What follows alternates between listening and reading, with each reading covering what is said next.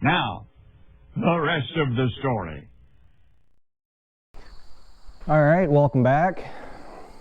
For those of you that are probably checking in to catch up, the 7600 is back up and not necessarily running yet because I haven't moved it since they came and fixed it. But the tire is holding air once again. It was literally just a very small pinhole down where the puncture wound was. All he did was put a tube in it, booted it, saved me a little over $1,000 putting a new tire on it. I can't remember how much these things were. We got them on their yearly tire sale, so I think it was like a $1,200 tire as opposed to like $1,500, $1,600. Can't quite remember. That makes me want to address a question as to far as we do have a tired skid steer. We have been running the tracked JCB, and the question is, why don't we run more tracked tractors? Well, there's actually two different types. There's the 2-track design if you're going like John Deere or Cat. I do know Case has the wheeled machines where it's the standard tires up front, but then they actually have the tracks in the back. They also have the big 4-wheel drive machines with tracks all the way around it. If anything, those would probably be the best way to go. But for us, realistically, I've actually seen them where it's actually price-wise affordable. But what I've been told, I've talked to several people, and to be honest with you, I have thought about it, maybe really looking into getting a 2-wheel drive machine in 8000 series or so.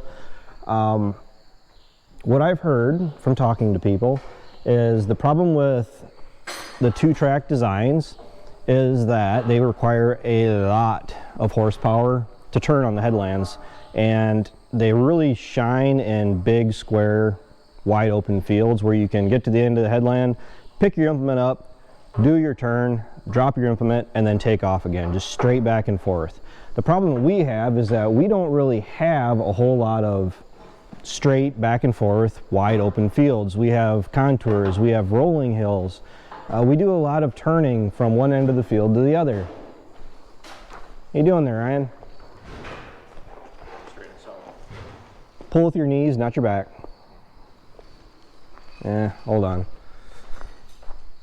Well, since Ryan's here, Ryan, what's your opinion on track machines? Not skid steers.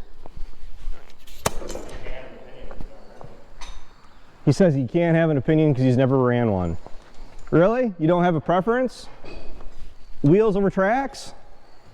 Well, I'm pretty cheap, so I prefer wheels, but in the right situation, maybe. I don't know if you guys can hear him, but he says he's pretty cheap, so he says in the right position. What'd you say, right position? You would? Right conditions. In the right conditions, he would consider tracks. Dad, so when are you gonna write out a check for a brand new 9RX quad track? Or 4-wheel drive track John Deere, because we can't call them quad tracks. You know what, over. Dad says he's gonna be going to the dealership next week, and we should have it here by this fall then, right? What? I think so. That look of disgust was the fact that we have to wait till this fall to get it. I think if we trade the 4020 off on it, we'd probably maybe afford the front weights on it or something. Yeah, I'll trade you one first. Well, if you're going to trade me off, that's 2 quad tracks and probably a new $700 or 700S series combine. But then he wouldn't have anybody to drive it. You're what happened to this combine. Bullshit. I did not. Keep it clean. I can't swear, but you know dang well this isn't my fault. See, my problem is that I tend to get blamed for everything that breaks around here just because they happen to break when I'm in the seat. But what happens is that Dad and Ryan are running them, and then they start hearing things pop, banging, and clanging, and they manage to time it just right, so they dive out and say, "Hey, Travis, why don't you take off across the field there quick?" And then it blows up, and then it's my fault. Well, it's pop, clanging, and banging because you were driving it. I'm gonna say negative, Ghost Rider. That was not my fault. I just say it's just because the combine's ancient and we need to go back to an old 4400. Dad says he'd be glad to go back. What, 4,400 or 6,600? Was it 66? Yeah, it was a 6600 before the 6620.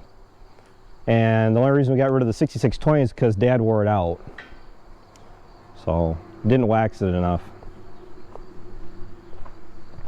This is the issue we're dealing with the 9510 right now. These are the shoe augers. And is this the bad one?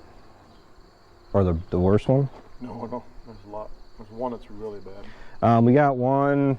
We're gonna go through and actually weld these up. They got some grooves in them from the bearings going bad, or is that ends from the wood block. This is from the bearing being bad a while back. And we had to take the front end out to get the wood blocks replaced on the other end. So the flighting is not golden perfect, but it'll run. It's not sharp. Yeah, I say you gotta pick your battles, and these will run. We have one that the flighting just needs to be tacked up, but it'll work. It'll run just fine. So yeah. As far as the tracked and wheel debate goes, I like wheels. I mean, things like that happen on a Saturday, of course, and then you're shut down for a couple days. I have a service call on it, but when it comes to those tracks, there are places on the front. I'm not talking negative on the JCB track machine at all, but when it comes to tracks, there's a lot of maintenance that goes along with them. Those drives in the back end, I do know those need to be checked quite often and make sure that the oil is adequate in them. They're hard to clean too, which isn't exactly a service point, but when you want to clean a machine up, there's a lot of blind spots that you can't quite get to. So a machine like this, or the 4640, let's just say the 82 for the 4 tires on the back and the 4 on the front. We do have the farther dual in the front, to be honest, is actually the worst. The front tires are going to wear out before the rears. The rears are actually doing really well for the amount of wear and tear the fronts are showing. But this is going to hurt when it comes time to actually change the tires out. I don't know exactly how much the tracks cost, or as far as a new set. I've had people tell me that they do cost quite a bit, but as far as how much they actually cost in the end, I don't know.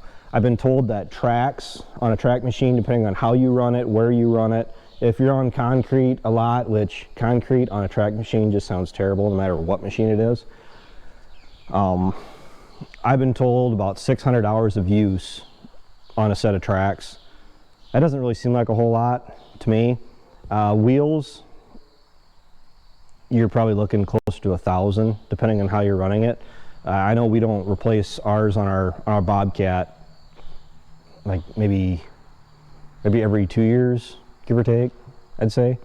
So you got the downside of having to replace tires or tires going flat, but at least with tracks, you have the flotation, but you also have the maintenance and the upkeep on the tracks themselves. Because I do know that they can actually be kind of hard on the machines that they're on too. I do know combines struggle with them at times. The Case quad tracks, I'm talking just throwing a pretty wide blanket here. But I have heard that the Case quad tracks, that each one of those tracks on those machines, the last I heard, at 4,000 hours, they each need to be replaced. And I do believe it was over 10 grand per tire. I don't know if that sounds right. I know it was an astronomical number. But just to get them replaced, and you got to be running enough acres to really justify repair costs like that. This machine behind us works great. Are you making faces back behind me? No. Not saying I don't trust him, but as far as tired machines go, I'll stick with the tires. Track machines as needed, as far as I'm concerned. But with that, everybody's standing around looking at me weird. So until next time, take care, take it easy, keep in touch. I'll talk to you later.